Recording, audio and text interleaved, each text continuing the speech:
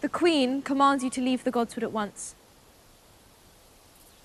Queen Alicent Hightower origins, the wife of King Viserys, an enemy of RhaenyraTargaryen, explored. Today we couldn't even think about getting married to someone solely because they have impeccable resources, but back in the Middle Ages, that was the order of things. Marriage as an institution was used by kings and rulers to broker alliances, end wars, exchange territories, and do pretty much anything else that you can think of. Marriages in A Song of Ice and Fire tend to work in a similar fashion, except you wouldn't want to attend one of George's weddings.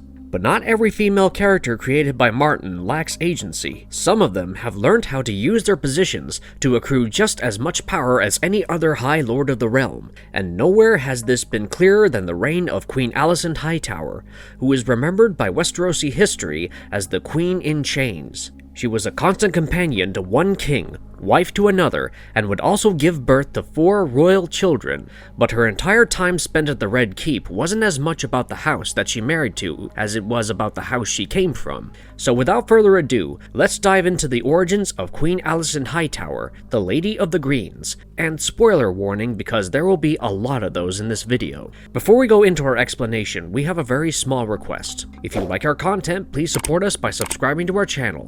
This is a small click for you, but for us, it means a lot. Thank you. Let's begin. You have a far kinder touch than they do.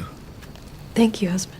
She is the second Hightower to marry into the royal family, and the last. A brief history of Alison's predecessor. If you've seen our video on Otto Hightower, which you really should if you haven't already, then you would know that the Hightowers have a bit of a habit of approaching hostility with diplomacy. They entered the Kingdom of the Reach not through conquest, but by marriage, and when Aegon Targaryen and his sisters conquered Westeros, Lord Manfred Hightower chose to withhold his forces from joining up with King Mern Gardener, the 9th at the Field of Fire. When the Dragon King advanced on the oldest city in Westeros, Lord Manfred, having sought counsel from the High Septon, opened his gates and arranged for Aegon's second coronation to take place at the Starry Sept near Old Town. From that point onward, the Hightowers became a prominent fixture at royal proceedings and would even attempt to invade the royal line themselves, just as they had with the Gardener kings of years past. About 20 years into his reign, Aegon had to contend with the issue of succession, a matter that seemed to plague every Targaryen king that had ever sat the Iron Throne, and would eventually claim the lives of all living dragons over a century later. Aegon's eldest son and heir was Aenys Targaryen, his child with his younger sister wife Rhaenys. His second heir was his son Maegor, born from his union with his elder sister wife Visenya. Aenys was married to the Lady Alyssa Velaryon, who would go on to become one of the foremost politicians of Westeros in the coming century in 22 AC, and welcomed his first child, Rhaena, in 23 AC. But because Rhaena was a girl and Aegon's throne was not yet seen as secure due to a lack of heirs, and Maegor was also lurking in the picture as the second son of the Conqueror himself, the royal court felt pressurized by the realm to name an official heir. Queen Visenya came up with an artful solution of marrying the infant Rhaena to her son Maegor, 11 at the time, and end the discussion entirely. But she was opposed not only by Aenys and Alyssa, but by the Faith of the Seven as well, who screamed outrage at the prospect of an incestuous marriage occurring post-conquest. As the High Septon was deemed to be the voice of the Seven on Earth, it was he who protested the loudest, and he who suggested a solution to the second prince's marriage problem. Instead of betrothing Maegor to his 1-year-old sister Rhaena, he suggested that Maegor be betrothed to the Lady Ceres Hightower, the daughter of Lord Manfred Hightower, who had opened Old Town's gates to the Dragon King 2 decades prior. They were married in 25 AC at the Starry Sept in a lavish ceremony.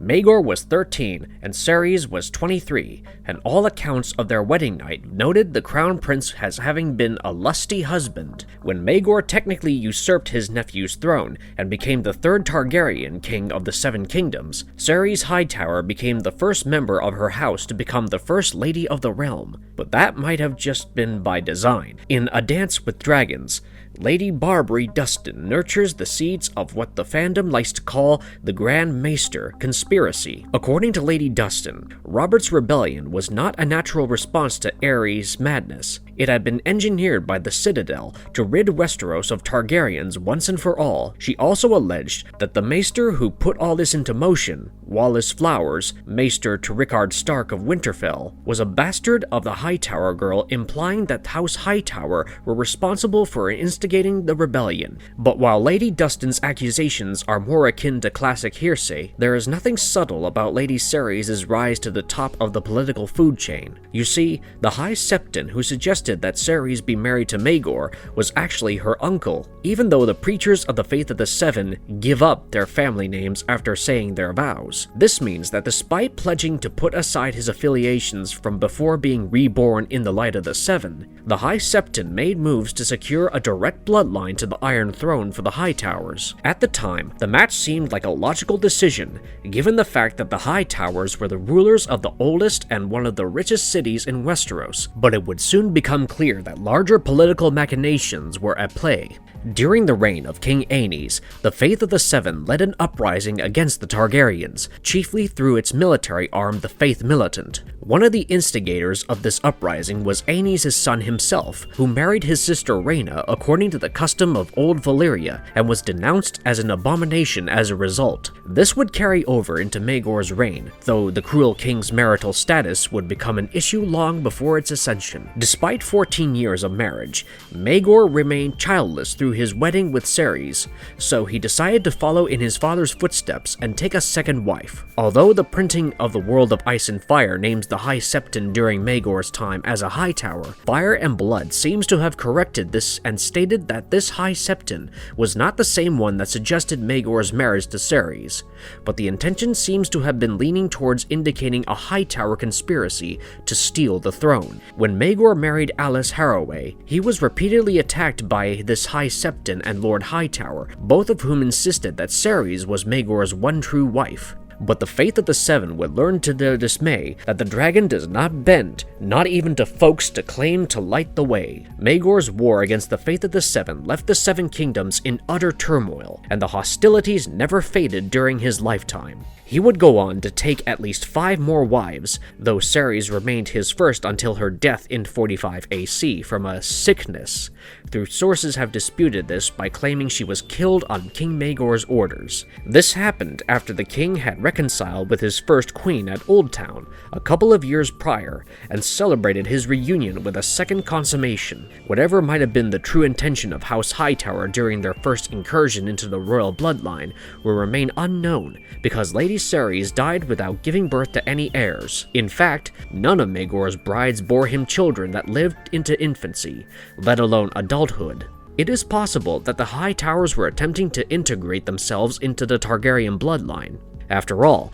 the only person spared by Maegor when he took Oldtown was Sir Morgan Hightower, the commander of the Oldtown chapter of the Warriors' Sons. And when Maegor took his second wife, it was said that Lady Cerys did everything she could and more to become fertile for her lord husband. Alas, the faith was disarmed and declawed by Maegor's successor Jaehaerys, and Oldtown remained a relatively close friend to the Iron Throne throughout the Conciliator's reign. That is, up until the very end, where they stepped up and once again tried to become something more.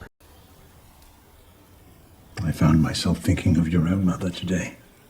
She was the daughter of the smartest man in the realm. The early life of Alison Hightower. The Lady Alison Hightower was born in the year 88 AC to Sir Otto Hightower and his unnamed wife. Though Otto had many sons with his wife, including the knight Gawain Hightower, who was Alison's younger brother, it would be his daughter who would eventually help him realize his political ambitions. A year after Alison's birth, King Jaehaerys visited Oldtown towards the end of his royal progress. Lord Hightower arranged a tourney in his honor, and as it is customary to present any newborn babes of high birth to the king for his blessing, we can assume that a 1-year-old Alison met the king she would go on to become a constant companion to some 13 years later. We can also assume that it was at this tourney that Sir Otto Hightower arranged for his assimilation into the royal court, because being a second son did not afford Otto the comfort of lands and inheritance. It only gave him what he could grasp for himself. Growing up,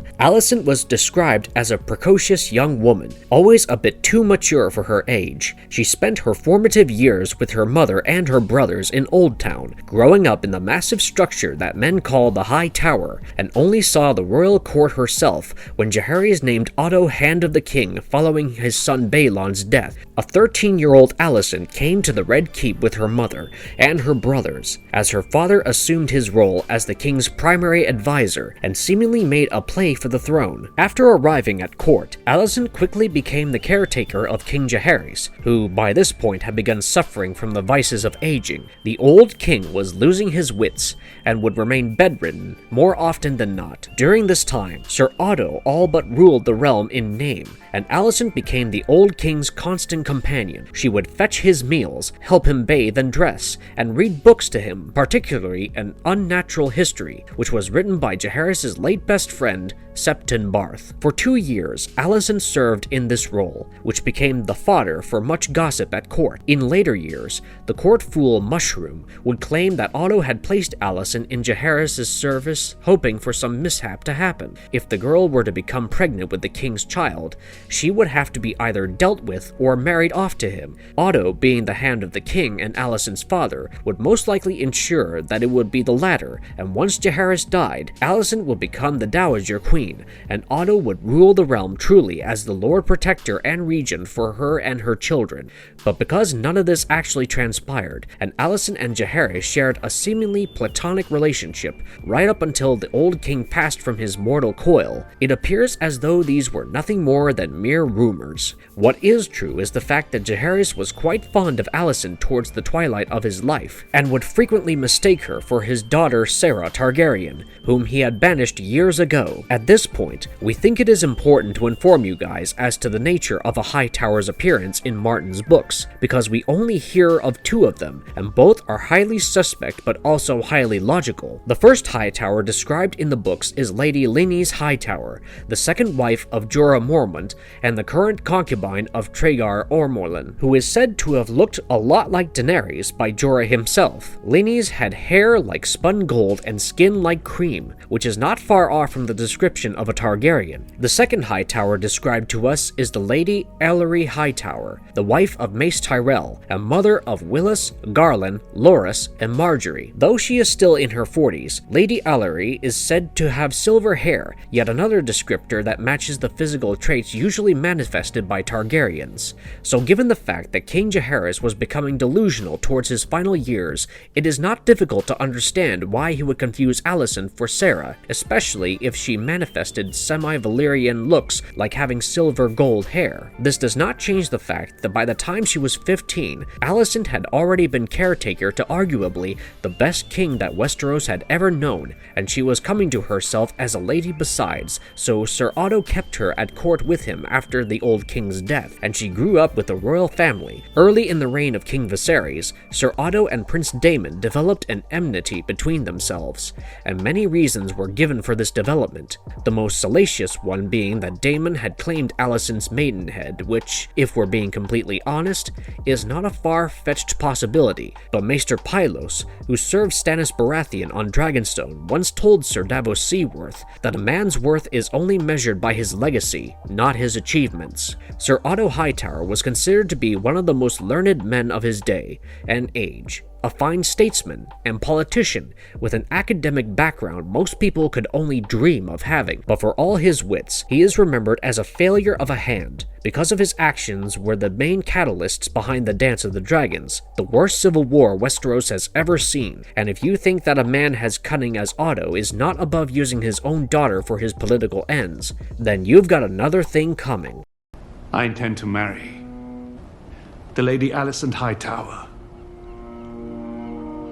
before spring's end. The old king's caretaker marries the young king and new widower, Alicent's marriage to Viserys. By the time Alicent had turned 18, she was described as a clever and comely girl, slender and graceful, and possessing of all qualities fit of a true queen. Perhaps it was for this reason that Viserys chose her to be his new wife. See, in 105 AC, Viserys' wife, Queen Alicent, passed away during childbirth, and if you guys know anything about kingship, you know know that they don't exactly have the time to experiment with being single and try out a few casual relationships before settling on his next proper wife. One of the king's duties was to give the realm as many heirs as he could to keep his house's position secure, and while Viserys had already named Rhaenyra his heir, there were other matters to take into consideration, such as the fact that Jaehaerys' actions had alienated Westeros' wealthiest family from the Iron Throne, and Viserys now had a chance to right his grandfather's wrongs. After a respectable amount of time had passed, Grand Maester Runesitter proposed to Viserys that he marry Lady Laena Velaryon and bind the first two houses of Westeros once again, but the king apparently wanted to marry for love. Lady Alison Hightower was said to have caught his eye, and he ignored all of his counselors' advice to marry her the year after Aemma's death. This decision caused a lot of controversy, with some even claiming that Otto had risen above himself to see it that Viserys married his daughter, but in the end, the decision was rationalized with the logic that since Old Town was the seat of the Faith of the Seven, the match was not entirely without merit, though it would soon become clear that this was the moment that the House of the Dragon truly began tearing itself apart. At Viserys and Alicent's wedding, Princess Rhaenyra poured the wine for her stepmother, who kissed her cheek and named her daughter for all the realm to see. For a while, the two got along pretty well, even with the 9-year age gap between them, but that love ended soon after Alison gave birth to 3 children, one after the other, and produced what Queen Aemma never could, a potential male heir to the Iron Throne. Alison proved a fertile wife, and would always end up regaining her slender and graceful frame, even after going through 4 separate pregnancies during her lifetime, but her fertility was futile if Viserys didn't change his named heir. A year after her marriage to Viserys, Alison gave birth to her firstborn child, Prince Aegon Targaryen. In 109 AC, she welcomed her first daughter, Princess Helaena Targaryen, and a year after that, she welcomed her second son, Aemond. By the time Viserys' 5th anniversary to Alison came about, he had 3 children by her, and Rhaenyra still remained his heir, which prompted the divide between the princess and the queen. Queen Alicent must have realized that if she wanted her son to ever sit the Iron Throne, she would have to make her voice heard, and she did, multiple times, according to Archmaester Gildane's history of the House Targaryen. She must have started petitioning for her son's rights before her 5th anniversary was on the horizon, because the histories tell us that Lord Otto Hightower was dismissed from his position in 109 AC, the year that Helaena was born. He was removed from his post for hectoring Viserys too much on the matter of succession, and it was widely known that he was the primary supporter of his grandchildren's rights. So after Otto left court and returned to Old Town, Alison picked up the job of advocating for her sons, and she did not mince words or gowns when it came to making a declarative statement. At her 5th anniversary feast, Queen Alicent Hightower arrived to the ceremony dressed in a green gown, which the courtiers immediately took note of. Green was an important color in the culture of the Reach. It was the color of Garth Greenhand, the purported forefather of most royal houses from the Reach, and was also the primary color for houses Gardiner and Tyrell, both families that have at one point in history ruled over what is now the former kingdom of the Reach. So Alicent dressing in a green gown invariably became the identifier for her loyalists, and since that day forward, her party was known as the Greens. At that same celebration, Alicent's family was humiliated by Princess Rhaenyra's sworn shield Criston Cole, who unhorsed 2 of her cousins and her younger brother Gwaine, whilst wearing Rhaenyra's favor, and another player entered the Game of Thrones, who was about to make her life much more difficult, that being Prince Daemon Targaryen. The rogue prince returned to court from his war for the Stepstones, and reconciled with his brother, and then he proceeded to spend half a year in King's Landing behaving coldly towards Alicent and her children, presumably because they had pushed him further down the line of succession. Daemon observed his courtesies whilst in the queen's presence, but would mock her often with his niece Rhaenyra, and would eventually be exiled from court because of rumors not unlike the ones that started floating around the Red Keep when Alicent was coming of age. Regardless, once the prince was out of the picture, and it was clear that Viserys was not going to change his mind, Alicent tried another tactic to get her son on the throne. In 113 AC, when Rhaenyra came of age, and the small council was looking for a suitable match for her, Alison put forth her eldest son Aegon as a potential candidate, claiming that their union would unite the two branches of House Targaryen and put an end to the strife between the Blacks and the Greens. But King Viserys took this as a mark of her ambition to have her son Aegon seated upon the Iron Throne, and so he married Rhaenyra to Laenor Velaryon and reconciled the first two houses of the realm, losing her war with Rhaenyra over Viserys' affection and bereft of her father's aid. The queen languished in political purgatory for a brief moment before rising again when she found her new champion and most ardent supporter in 114 AC.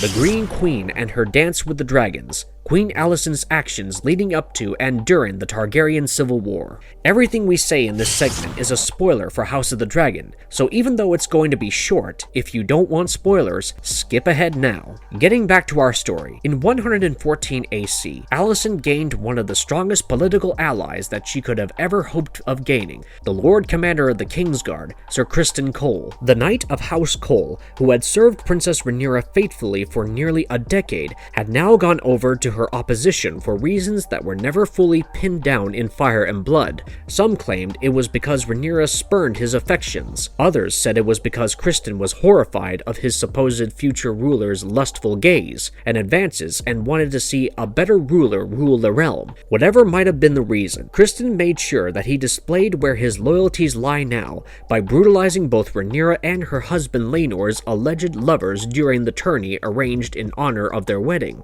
This act angered the entire court except Queen Alicent, who named Criston her own sworn shield from that point forward, where once she had been mocked for her standing with Viserys, it was now Alicent who was doing the mocking, questioning the legitimacy of Laenor and Rhaenyra's children in open court, and doing everything else in her power to reduce their hold over the Iron Throne. When it became clear that nothing was going to change Viserys' mind as long as he drew a breath, Alicent decided to wait for his death, which served as the actual starting point of the dance. Her father had been recalled to serve as Hand in 120 AC, and he had successfully filled the offices of the small council with his own followers. No sooner had her husband's body started turning cold than Alison called for their small council meeting, which we believe will be the subject of episode 9 of House of the Dragon Season 1. At this meeting, Alicent, Otto, and Criston urged the rest of the council to crown Aegon instead of Rhaenyra, and thus the Dance of the Dragons began. It was only after Aegon and his sister wife Helaena had been crowned at the Dragon Pit that Alicent allowed word of Viserys' death to reach Dragonstone, but by doing so, she had already sealed the fates of herself and her children, though the first thing she suggested after Aegon's coronation was that she granted Rhaenyra and her children generous terms to uphold his own rule. She was rejected by her rightful queen, who instead reminded her of the birthright her half-brothers had stolen from her, signaling that war was imminent between the two branches of the House of the Dragon. Once the war did begin, Queen Alicent never left King's Landing, and would end up spending the rest of her life in that same city. Due to the actions of her son Aemond, Alicent was bound, gagged, and forced to watch the death of her eldest grandson, and which she took over the care of her remaining grandson. When it looked like the Blacks had all but won the dance, Alicent sued for peace and suggested, as Robb Stark would do later to Stannis Baratheon, that the Seven Kingdoms be divided into two realms, one for Aegon and one for Rhaenyra. This proposal, too, was rejected, and Alicent was forced to watch as her children suffered the same fate as all of Cersei's kids are prophesied to meet. By the time the war had ended and peace returned to the Seven Kingdoms, the Dowager Queen was a captive in Maegor's Holdfast, where she is said to have spent the final days of her life scaring her granddaughter into never seeing her again, pining for her children and the old king's company, and hating the color green that she had once worn so proudly at her wedding anniversary. Queen Alicent Hightower passed away in captivity, and no Hightower has ever been betrothed to the royal family since, and perhaps with good reason. She would be remembered in antiquity as the queen who was chained, since the maesters of Oldtown are said to be slightly partial towards their Hightower patrons. But make no mistake, it was both Rhaenyra and Alicent's desire to be the first lady of the realm that saw it burn itself to near death and killed all the dragons in the first place. Now that you know all this, let's look at how the HBO show has made Alicent different.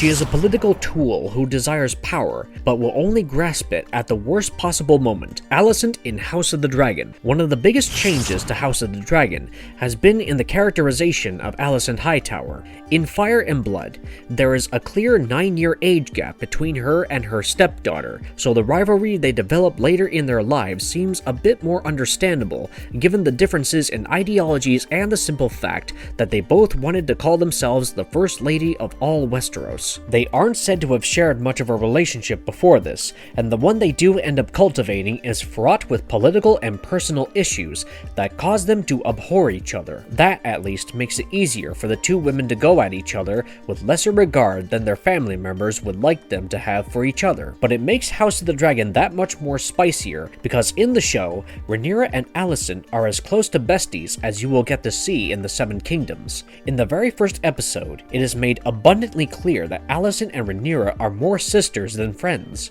Rhaenyra pines about only wanting to fly around the world with Alicent, whereas Alison is worried that her princess is more moody than interested in the histories of her own realm. They share a warm, amicable friendship, which is sullied in the same episode by Alicent's father, who is being set up as the clear instigator of the dance in House of the Dragon. Alicent Hightower in House of the Dragon is a layered character who is both duty-bound and also ambitious, yet feels a certain level of guilt and sympathy for Rhaenyra because she knows that what she is doing is wrong for her friend. In episode 1, we learn of 3 important relationship dynamics that Alison has. One is with Prince Daemon Targaryen, the man alleged to have stolen her virginity in Fire and Blood, who asks for her favor before knocking her brother off his horse in front of their father, who Daemon hates. 2 is with Rhaenyra, as we've already discussed, and 3 is with her father, whom Alicent loves deeply, but also cannot seem to disobey for the life of her, when Otto practically tells her to seduce Viserys with her mother's dress, confirming that Lady Hightower did indeed die after her family moved to the Red Keep. We see Alison fidget with her fingers and pick at her skin, something she does whenever she is forced to do something she doesn't want to do. If she was anything like Rhaenyra, she would have thrown a fit in Otto's face and stormed out of the room, but because she is a dutiful daughter, she did her duty, and sure enough, Viserys was ready to head down to Bone Town with his Hand's daughter in less than a year. His decision to marry Alison itself is what caused the rift between Rhaenyra and Alicent, because in House of the Dragon, they are companions, and Alicent being picked by Viserys immediately tells Rhaenyra what kind of a sick game has been at play behind her back. Their relationship breaks down further as Alicent gives birth to Aegon and then Helaena, and Rhaenyra remains as Viserys' heir. But unlike what Fire and Blood tells us, Alicent is actually supportive of Rhaenyra's claim in the show so far. She has neither pushed Aegon's claim, nor has she made any attempt to influence the succession, unlike her father, who tried to frame Rhaenyra for adultery and get her out of Aegon's way. She is also yet to wear the color that will become associated with her for the rest of the show, instead dressing in rich silks dyed Targaryen black and red, although that might change as early as the next episode. But perhaps the biggest change is the fact that, for the most part, Alicent and Rhaenyra seem to be on the same page. Despite their falling out, Rhaenyra expresses great concern for Alicent and questions her as to whether she should be going to a hunt when she was so far along her pregnancy. For her part, Alison acts as a mediator between Viserys and Rhaenyra, and her efforts seem to pay off always. As though her intervention, the father and daughter are reconciled more than once. She also helps Viserys arrange Rhaenyra's courtship tour, and is the first one to inquire as to how her courtship had fared so far for her. But the one thing that will set them on a collision course is the fact that Rhaenyra blatantly lied to Alison in the last episode, and that lie is going to come back to haunt her. When Alison demanded Rhaenyra explain to her what happened with Daemon at the Street of Silk, Rhaenyra immediately starts calling the same woman she had been ignoring for 2 odd years sister, and lies that nothing happened between her and Daemon, when we all know that that is not true. This might also serve as the basis for Criston Cole's defection to the Greens, as the trailer for episode 5 clearly shows him lay his sword down at Alicent's feet. We also see Alicent's ugly side rear its head for the second time, as she reinforces her accusations by saying, "You Targaryen Targaryens do have queer customs. The first time was in the first episode, when we heard Rhaenyra daydream about riding Syrax with Alicent, while the latter was more concerned with the fact that her friend was not taking full advantage of her position of power. House of the Dragon's Alison is power-hungry, yes, but the show is taking its time to whet her appetite for the same, and we love the character development we are getting as a result. The overall trajectory of Rhaenyra and Alicent's relationship is headed exactly where all the trailers have shown you it is, but it will hit much harder when you realize all this could have been avoided if only Westerosi royals knew how to talk things through. Alicent is going to be a character that will be so divisive, you will either see her as a second Catelyn Stark or a second Cersei Lannister. There is no in-between. What we can guarantee you, though, is she is going to be the other emotional pillar for the show, with Rhaenyra's fire and blood being balanced out by Alicent's lighting of the way. It's just a shame that she ends up choosing the path that she will, because if Alicent had not been so duty-bound to her father, she could have been as great a queen as good Queen Alicent and Alyssa Velaryon. Instead, she will be remembered in infamy, and rightly so in our opinion. All anyone sees when they look at me now is the Queen. The legacy of Alicent Hightower. The Lady Alison will forever be remembered by Westerosi nobles as a highly divisive figure just because of the way their society works. It all boils down to the fact that Alicent gave birth to sons, and male primogeniture is the preferred mode of inheritance when it came to the Iron Throne for Westerosi lords. And so the moment she wedded Viserys, war had become inevitable. However, even after stirring up perhaps the worst political conflict of the Targaryen dynasty, you can't help but feel for the lady. She passed from this world at the age of 45, and yet had outlived her husband, her father, her brother, and her children. Though Alicent gave birth to 3 healthy male heirs, the Targaryen dynasty would ultimately end up being furthered through Rhaenyra's line, making her entire regency a moot point in the footnote of history. Alicent in House of the Dragon appears to be a commentary on how doing your duty isn't always the right thing for the greater good, but you end up doing it anyway because it is expected of you, and before you know it, you cannot escape the cycle it creates. She is going to be one of the only members of the cast that has the potential to live up until the final episode of House of the Dragon, so do not take your eyes off her. Trust us when we say you're not ready for Alicent, and we love it. And if you liked our content, don't forget to leave a like and subscribe to us if you haven't already. Have a good one and be safe. Thanks everyone. Prepare Aegon to rule.